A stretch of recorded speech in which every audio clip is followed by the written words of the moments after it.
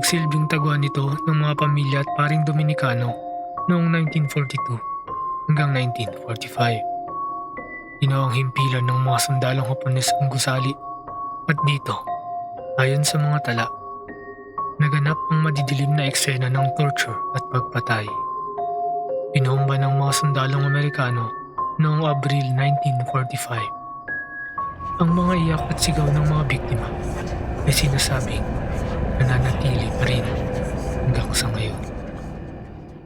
Pagkatapos ng digmaan, muli itong binuksan at noong dekada 70, naging marangyang hotel ito na may 33 na kwarto at tinawag na Diplomat Hotel. Pero kahit naging marangyang hotel, hindi nawala ang mga kwento ng kababalaghan sa lugar na ito. May mga nagsasabing may nakikitang paring walang ulo, mga batang umiiyak sa pasilyo, at mga bintanang may anino kahit wala namang tao. Matapos mamatay noong 1987, ang may-aring si Antonio Agpawa, na isang hotelier at faith healer, huminto sa operasyon ng hotel at tuluyang naabandona matapos ang sakuna ng 1990 na lindol. Ngayon, kilala ito bilang Dominican Heritage Hill and Nature Park.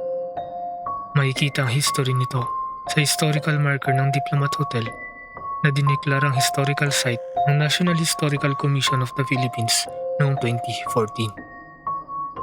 Ngunit kahit pa ito'y pamanang kultural, hindi na mabubura ang mga alaala ng nakaraan.